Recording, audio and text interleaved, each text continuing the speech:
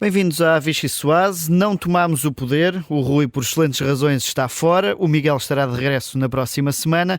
Para já, seguimos em governo de gestão para distribuir sopas nesta Vichy Soase, numa semana em que Donald Trump foi reeleito presidente dos Estados Unidos e o mundo aguarda para ver os impactos. Enquanto não chegam a Portugal, Ana Paula Martins e Margarida Blasco vão estando debaixo da mira da oposição. Nós vamos estando no centro de Lisboa, mas na periferia a resposta aos distúrbios já causou críticas sem dó nem piedade.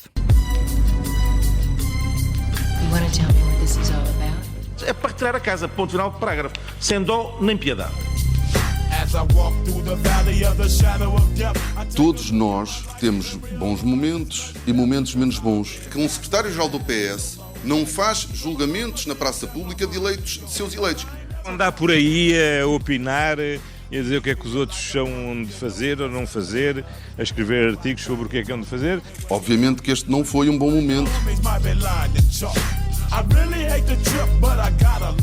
Não sou daqueles políticos, eu peço desculpa, se for um defeito tem que me apontar. Eu não sou daqueles políticos que perante um problema vão a correr. Neste momento não tenho essa visita prevista.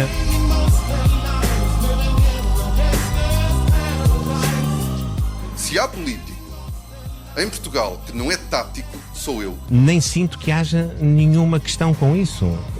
Eu fiz a minha parte.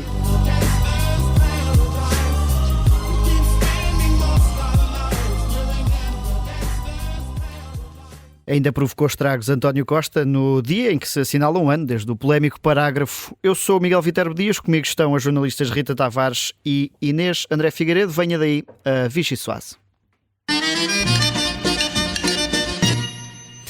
Ora bem, vou cumprir um sonho, começando por ti, Rita Tavares. Estiveste no Largo do Rato alguns dias esta semana. Foi. E não a só. acompanhar este processo de Ricardo Leão, Qual é que é, a espinha? apelido eu, um caldinho. Isto é um caldinho que aqui se montou, ou não? Um caldinho.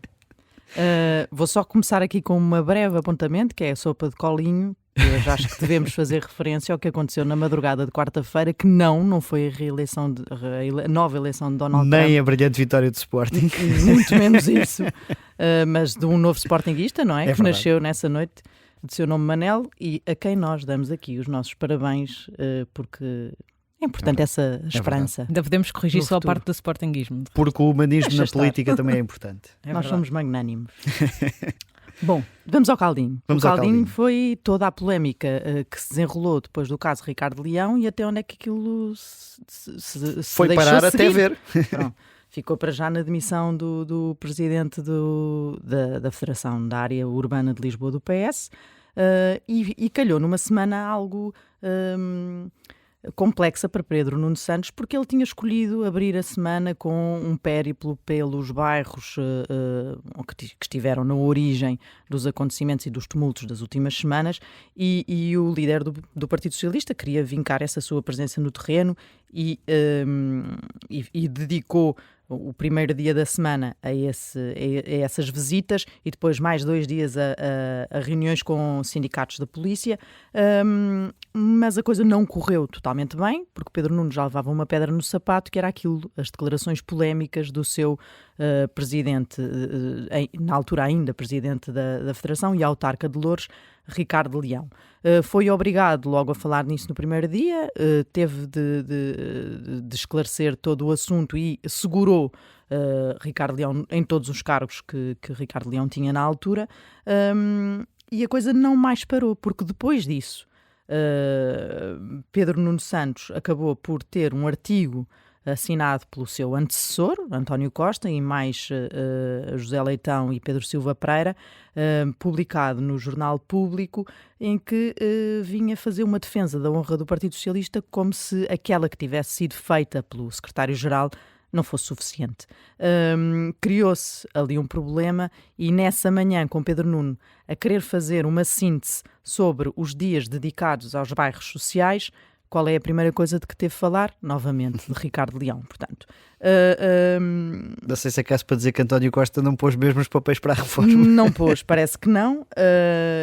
E coloca aqui um problema de autoridade a Pedro Nuno Santos, que falou no assunto claramente na segunda-feira para o encerrar, ou pelo menos tentar que ele tivesse menos, ocupasse menos o espaço público do Partido Socialista, dando espaço para que outros temas se implantassem, e de repente o que é que aconteceu?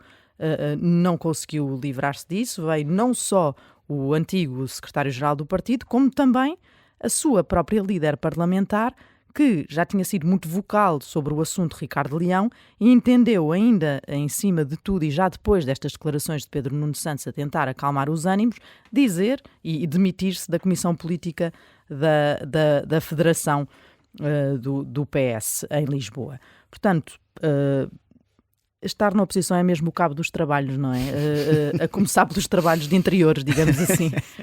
É tudo o que me apraz dizer.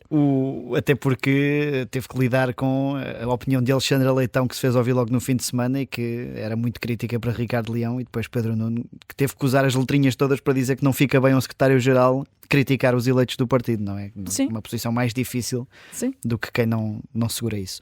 Inês André Figueiredo, o Chega está aqui a provocar estragos no líder da oposição. Exato. Isto é combate homem a homem. Sim, na verdade, esta recomendação que acabou por ser, como a Rita explicava, um problema no PS, não podia ter saído muito melhor ao Chega. Até porque, na verdade, isto foi apresentado muito discretamente, uma pequena recomendação ao regulamento da habitação municipal em Loures.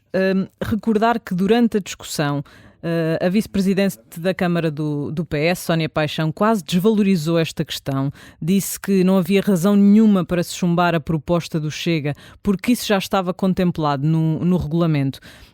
E tudo isto termina desta forma que vimos na altura, quando fomos ver o vídeo da reunião. As palavras de Ricardo Leão até surgiram sem nenhuma necessidade, porque a Assembleia já tinha terminado a discussão e foi o presidente da Câmara Municipal de Loures que fez questão de dizer algumas palavras que lhe vieram a sair caras, nomeadamente a questão do sem dó nem piedade.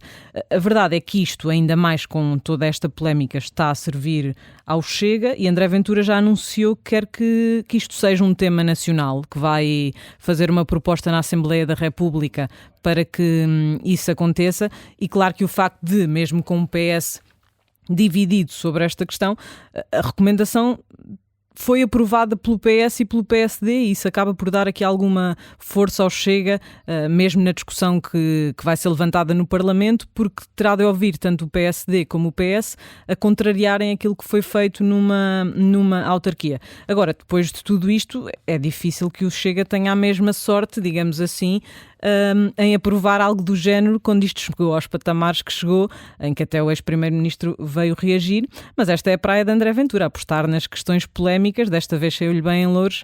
Não acredito conseguir mais longe do que isso, mas vamos ver. Dividir para reinar. Nunca subestimes. Deixa-me só Tu recuperar... melhor que ninguém sabes, aliás. Deixa-me só recuperar isto, que é o PSD quer ganhar a Associação Nacional de Municípios e o PS é o atual líder, ou seja, Pedro Nuno também não se pode dar ao luxo de estar aqui a descartar autarcas que à partida têm Claro tudo que para voltar a ganhar. E é muito importante, Ricardo Leão é importante em Loures, tem feito um trabalho que o Partido Socialista até agora sempre elogiou muito, portanto agora não havia, apesar de ser algo estranho que Ricardo Leão sinta que não tem condições para continuar como líder da Federação e diga no mesmo comunicado que vai ser recandidato à Câmara de Loures, aliás, Deixa lá a decisão tomada. A decisão está tomada por ele e anunciada ao líder do Partido Socialista. Aliás, o que aconteceu foi que Ricardo Leão associa as duas coisas, diz: eu saio para me focar fora deste holofote que agora se colocou sobre mim, eu saio para me focar na recandidatura à Câmara de Loures. E Pedro Nuno Santos, na conferência de imprensa que deu a seguir, foi questionado sobre esta aparente contradição, como é que alguém que tem condições políticas para um cargo que não tem para um cargo, tem para outro, e disse que, em princípio, todos os autarcas que se querem recandidatam-se. Portanto, adotou ali um critério geral para não sim, ter que se atravessar outra vez em específico. Pela pessoa em específico, e teve sempre esse cuidado. Foi ali com pés de lã, sempre com esse critério geral, sem dizer que aquilo era sobre Ricardo Leão, mas quer dizer, ficou subentendido que o candidato do Partido Socialista a Loures será Ricardo Leão. Mas quer dizer, isto a esta distância também já ninguém se atravessa. Até porque hoje faz um ano de um acontecimento que ninguém previu também e que nos deixou todos de cabeça para baixo de um dia para o outro, que é o famoso parágrafo. E com a investigação que ainda decorre. Acham que a Alexandra Leitão pode deixar um parágrafo em algum lado que venha a estragar estas ambições? Inês, só para terminar, os autarcas têm esta dificuldade, ou este trabalho que agora vai sendo mais intenso, que é tentar secar as ambições do Chega nos vários municípios, e ainda para mais Ricardo Leão em Loures conta ali com uma oposição feroz de Bruno Nunes, que é dos nomes do Chega um dos mais mediáticos, para lá de André Ventura. Sim, Ricardo Leão terá de levar, por assim dizer, com o Chega dessa forma, até porque André Ventura hoje fez questão de ir lá a Loures mostrar que isto é para continuar, que aquilo que se passou ali, olha, como eu dizia há pouco, foi quase uma bênção, e que o Chega vai continuar com isso. Claro que este processo autárquico vai ser complicado para André Ventura, não correu muito bem há 4 anos, já foram assumidos erros de casting, mas o partido era muito menor. Talvez agora André Ventura tenha 50 deputados para espalhar aí como candidatos autárquicos pelo país. Para levar a Belém tem pelo menos 40. Exatamente. Levou perto de 40 deputados à audiência com Marcelo Rebelo de Sousa. Bem, a Vichy Soares, a primeira parte fica por aqui. Na segunda parte estamos de regresso com a entrevista a um dirigente do PS Distrital de Lisboa, deputado do PS e também vice-presidente da Assembleia da República. Estou a falar de Marcos Prestrelo.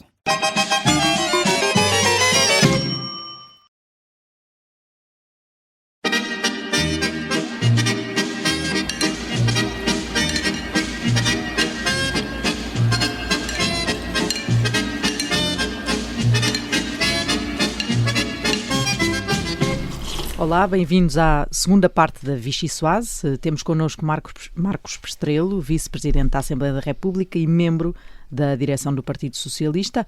Bem-vindo. Muito obrigado, Rita. Boa tarde, Inês.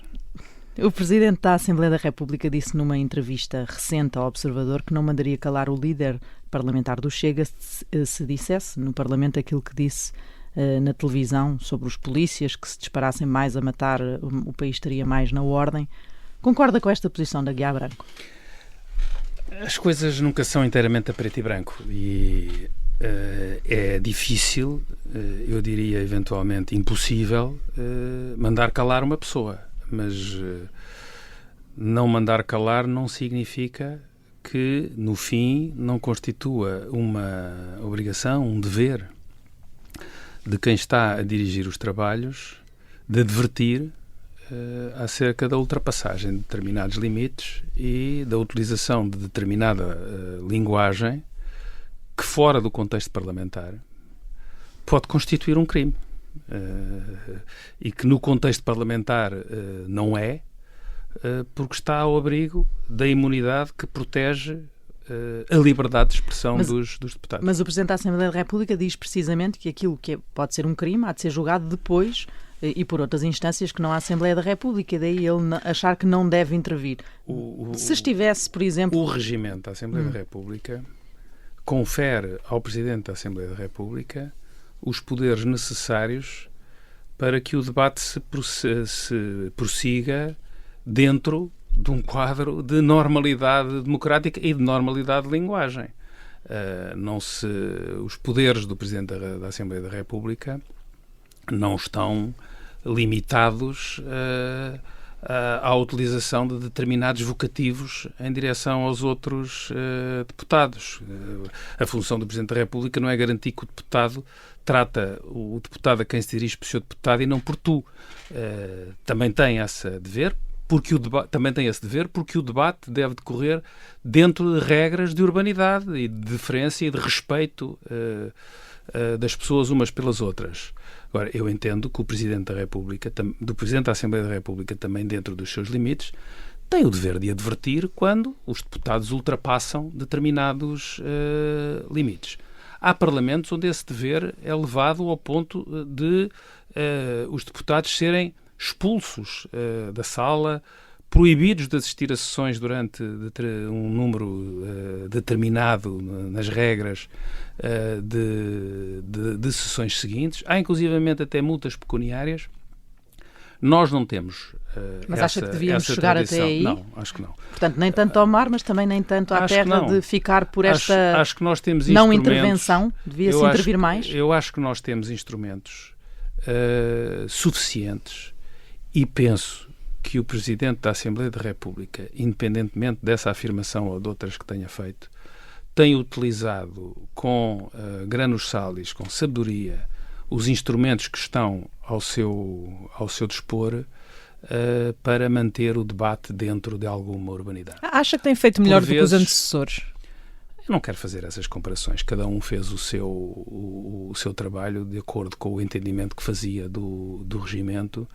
Cada um fez o seu trabalho de acordo com conforme melhor pôde e melhor entendeu que devia fazer. Eu acho que no balanço de 50 anos de democracia parlamentar, apesar de tudo, temos tido o Parlamento a funcionar com normalidade e com urbanidade, e isso é um trabalho que foi conseguido pelos deputados, mas também pelos diferentes presidentes da Assembleia da República. Nós também não devemos ser muito generosos na atribuição de poder de decisão do que se pode ou não pode dizer a uma pessoa que ainda por cima tem que decidir em cima do momento. Portanto, o bom senso, a sensatez são instrumentos fundamentais na gestão dos trabalhos. E cada um faz... Mas não é um pormenor, é um assunto tão delicado que, por exemplo, o anterior Presidente da Assembleia da República, Augusto Santos Silva, foi acusado até de ter contribuído para o crescimento do Chega com o tipo de intervenção que teve. Acha que isso pode ter uma influência a esse nível? Acho que essa acusação é uma acusação absurda, não é? Com certeza que não faz sentido, não vejo como isso possa ter acontecido. Eu lembrava uma afirmação bastante irónica do Primeiro-Ministro António Costa, quando confrontado numa conferência de imprensa, mais ou menos com essa mesma acusação que aqui está a citar, feita ao anterior Presidente da Assembleia da República, disse com ironia que não tinha televisões, que não tinha jornais, que não tinha rádios, portanto não era seguramente ele que transmitia as posições do Chega. O anterior Presidente, Augusto Santos Silva, conduziu os trabalhos de acordo com a interpretação que fez em cada momento daquilo que tinha que fazer. E eu penso que todos também concordaremos que houve provavelmente e seguramente mais exageros por parte de deputados do Chega do que propriamente do Presidente da Assembleia da República. Acho que podemos aqui lembrar qual foi o comportamento dos deputados do Chega quando, a convite do Parlamento Português e até do Presidente da República, o Presidente eleito do Brasil veio a uma cerimónia no Parlamento Português. Deixe-nos mudar aqui para outro assunto que também está a marcar a atualidade, exatamente. É presidente da mesa da Comissão Política da Federação da Área Urbana de Lisboa, do PS. Esta semana, Alexandra Leitão saiu deste órgão por discordar das declarações polémicas de Ricardo Leão. Isto aconteceu já depois do líder do PS ter encerrado o assunto. Considera que a líder parlamentar do PS foi pouco solidária? Com quem? Neste caso com Pedro Nuno Santos. E também com Ricardo Leão, já agora, se quiser... Não sei. Não compreendi as razões do pedido de demissão da Alexandra Leitão, porque a Comissão Política da Federação é um órgão totalmente independente do Presidente da Federação. O Presidente da Federação é eleito pelos militantes e a Comissão Política da Federação é eleita no Congresso. São órgãos completamente distintos. O Presidente da Federação não faz parte da Comissão Política da Federação e, portanto, tratam-se de órgãos completamente distintos. E, portanto, não compreendi exatamente porque é que a líder do grupo parlamentar quis acrescentar esse gesto político às posições que já tinha tomado sobre essa matéria. Mas acha que exagerou? Foi uma posição exagerada face às declarações que já tinha tido? Não sei, não compreendo a razão de ser por esta razão que lhe estou a dizer. São órgãos independentes um do outro. Não faz sentido, porque a Comissão Política da Federação não depende do Presidente da Federação não responde perante o Presidente da Federação. Portanto, é uma posição que me custa a compreender exatamente em que sentido foi tomada. A única interpretação que faço é que, eventualmente, quis acentuar um determinado posicionamento político que tinha tomado, mas que, pelas razões que aqui tentei aduzir, me parece não fazer sentido. Sim. E compreende o artigo que foi assinado ontem conjuntamente por 3 elementos do Partido Socialista, entre eles o ex-líder António Costa, e mais uma vez, depois do líder do partido já ter falado, virem tomar uma posição em defesa da honra do Partido Socialista? Ela não estava devidamente defendida até aí? Estava. Não compreendo inteiramente o artigo, porque o artigo fala de outras coisas. Não fala do problema que estava subjacente às declarações pouco conseguidas do ex-líder da Federação, que tinha a ver com políticas municipais de outra natureza. Não, falava, por exemplo, de políticas de imigração, isso não tem nada a ver. O Ricardo Leão, por exemplo, queixou-se desse ponto específico. O que estava subjacente às declarações do Presidente da Câmara de Louras tinha a ver com as habitações municipais, a ocupação das habitações municipais, do meu ponto de vista motivado por uma questão que se prende com a escassez de habitação municipal face às necessidades. Eu, do que conheço de Loures, que é um concelho que conheço relativamente bem, do que conheço de Lisboa e do que conheço de outros concelhos da área metropolitana de Lisboa. Há essa carência. Por cada família instalada, há uma que está à espera que lhe seja atribuída a casa. E é neste contexto político que é preciso compreender um bocadinho. Mano, consegue compreender as palavras de Ricardo Leão, aquelas palavras? Não foi isso que eu disse. Mas já agora clarifica, só para ficar... Mas eu clarifiquei aquilo que o contexto político tem a ver com a habitação municipal, não tem a ver com as questões levantadas no artigo da política de imigração. escritos pelo José Leitão, o Pedro Silva Pereira e pelo António Costa, e que tem a ver com a política de imigração, de integração dos imigrantes, e lembrando um conjunto de medidas que ao longo das últimas décadas foram sendo tomadas pelo Partido Socialista e que foram um contributo importante para a normalização da vida social na área metropolitana de Lisboa, onde há muitas comunidades, onde persistem bolsas significativas de pobreza, bolsas significativas de pessoas com fortes carências, designadamente de habitação, e onde a integração de um conjunto de comunidades, e algumas delas imigrantes, outras não, muita gente a maioria das pessoas que vivem nas habitações municipais não são imigrantes, a maioria das pessoas que vivem nas habitações municipais são cidadãos portugueses, são famílias portuguesas, de gente nascida cá e que têm carências de habitação, que provavelmente nos últimos anos se têm agravado por força do aumento do custo da habitação, e que precisam de respostas. Portanto, estamos a falar de coisas... Eu penso que o artigo fala de uma coisa distinta daquela que esteve na origem desta polémica. Mas só para perceber qual é a sua posição relativamente à polémica, de alguma forma consegue entender as palavras de Ricardo Leão? Quem comete crimes não deve ter a possibilidade de continuar a viver? Ou concorda se foi uma dupla penalização, como algumas pessoas disseram? As palavras do Presidente da Câmara de Loures não foram bem escolhidas, não levantam inúmeros problemas. Uma atuação daquela natureza levantaria inúmeros problemas de natureza jurídica, de natureza política, de natureza familiar, humanitária, social. Mas aquilo que me parece ser de lembrar nesta ocasião é o trabalho muito significativo que tem sido feito em Loures, pela Câmara Municipal de Loures, na requalificação dos bairros municipais, quer dos apartamentos e dos edifícios, quer dos espaços públicos desses bairros municipais, o trabalho que tem sido feito na recuperação de rendas em atraso com planos de pagamento para ordenar e tornar iguais as condições em que todos acedem às casas, numa política de obrigações, direitos e deveres que me parece que tem sido equilibrada, e não creio que haja registro em Loures de nenhuma política sistemática de despejos e de perseguições aos moradores nos bairros municipais. Isso é que eu acho que deve ser valorizado.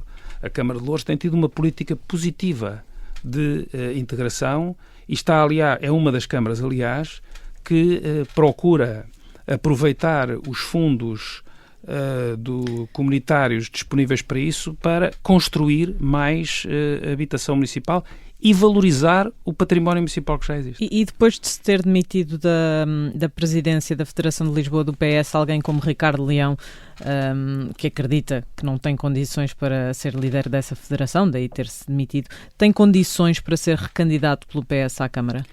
Eu penso que tem, porque aquilo que é, primeiro, é também muito fácil julgar os outros e exigir dos outros comportamentos irrepreensíveis e higiênicos e afirmações irrepreensíveis e higiênicas.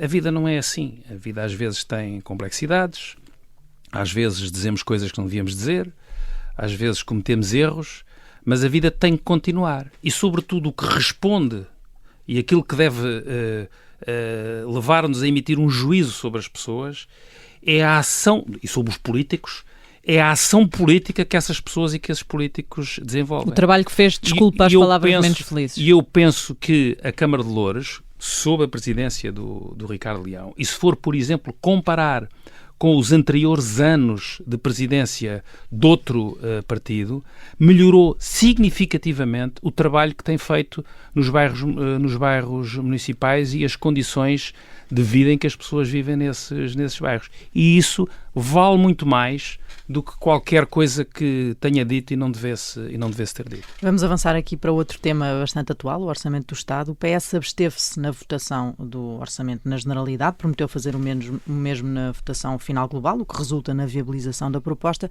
mas deve prescindir de propostas como o aumento extraordinário de pensões em nome de um excedente que foi o previsto pelo Governo.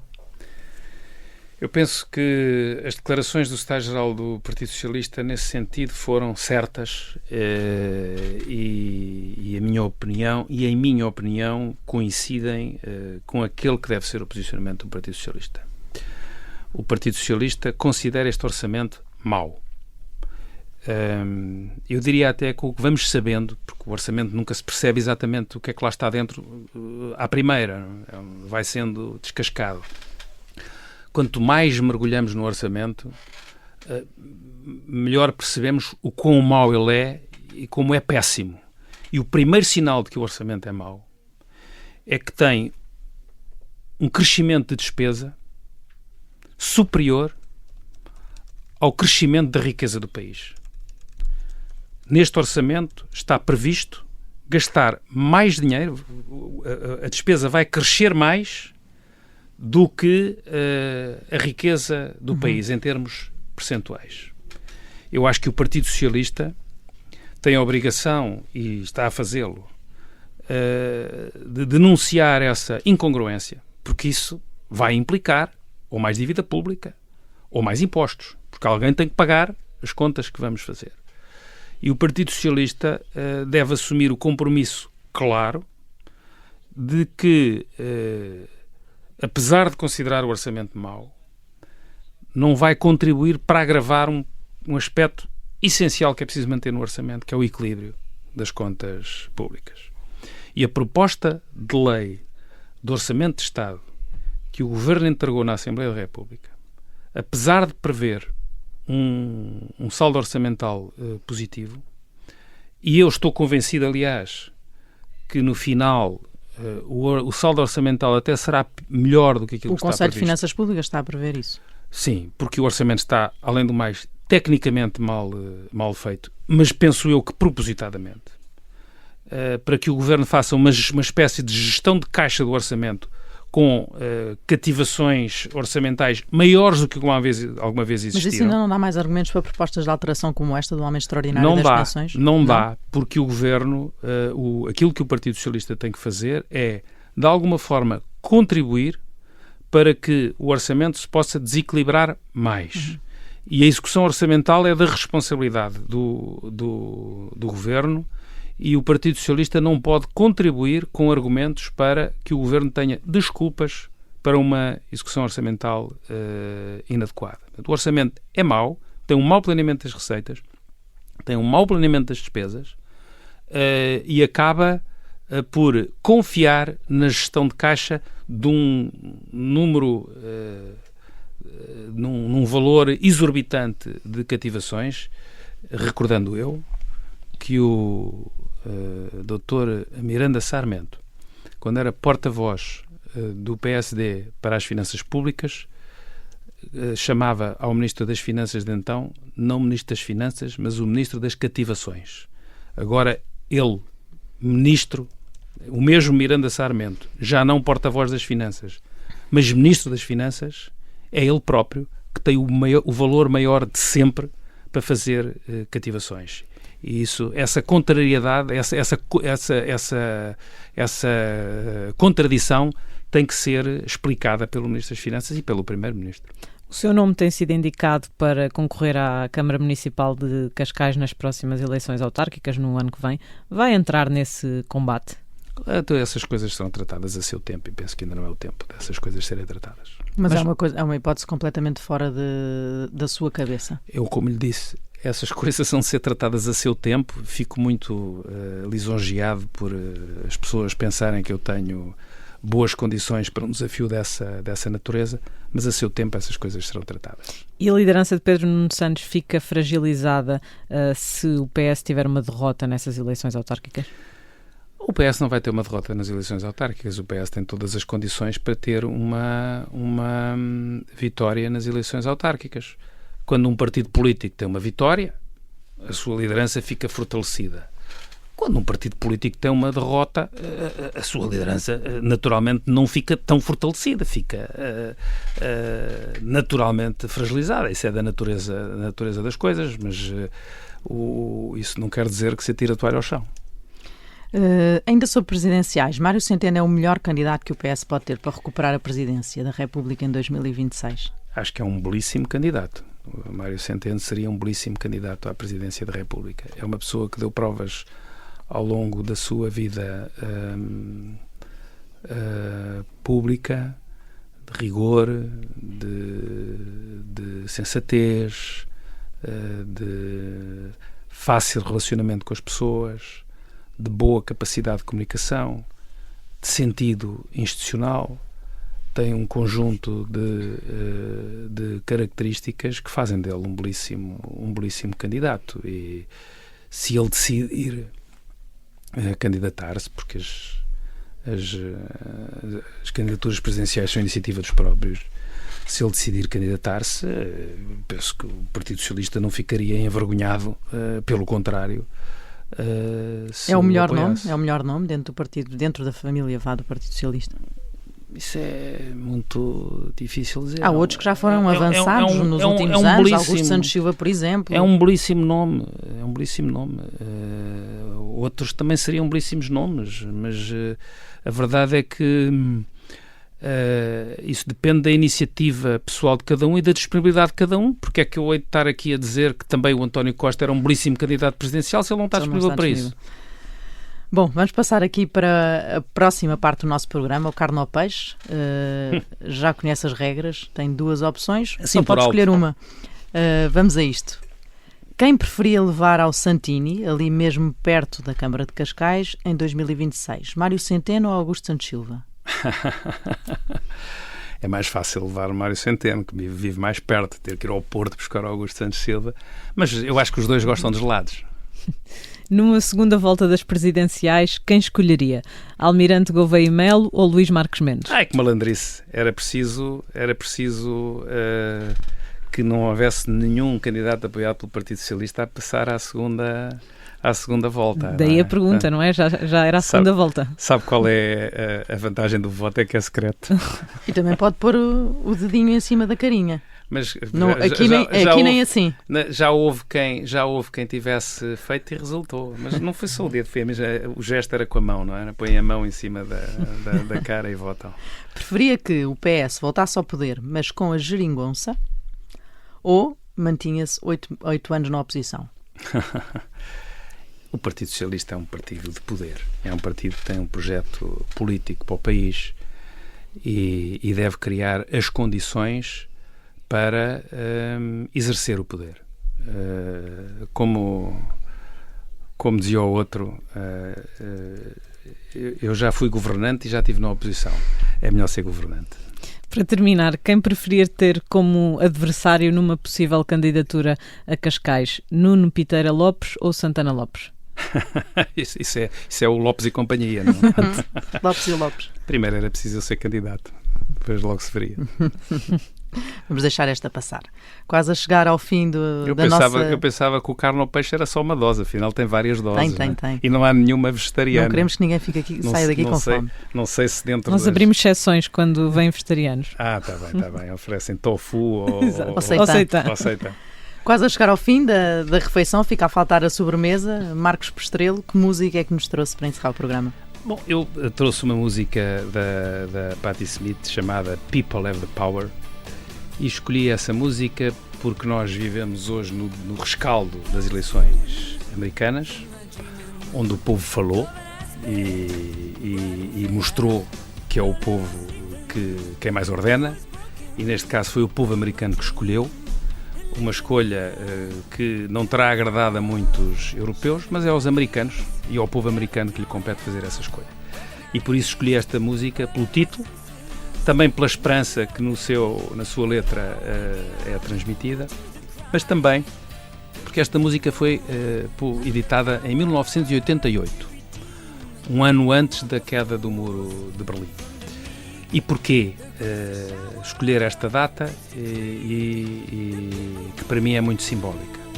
Porque a queda do Muro de Berlim é o resultado da vitória da democracia, da liberdade, das sociedades abertas sobre as autocracias, a censura, a perseguição política das sociedades fechadas e autocráticas. E foi a abertura económica, política, social, cultural, que fez com que o Ocidente tivesse vencido essa Guerra Fria sobre o bloco soviético. Essa abertura, esse ar puro, essa liberdade que se respirava do lado de cá, exercia sobre o lado de lá uma atração fatal. E nós não víamos ninguém a tentar fugir de cá para lá, e toda a gente que podia fugia de lá para cá. E isso também é importante lembrar neste momento, quando a campanha do vencedor das eleições norte-americanas foi feita em nome de uma América aparentemente mais fechada no plano económico, fechada no plano político, fechada no plano estratégico, tentando convencer o povo americano de que esse fechamento sobre si próprio faria da América outra vez uma grande nação. Bom, a América já é uma grande nação, nunca deixou de ser, e é por ser uma sociedade aberta.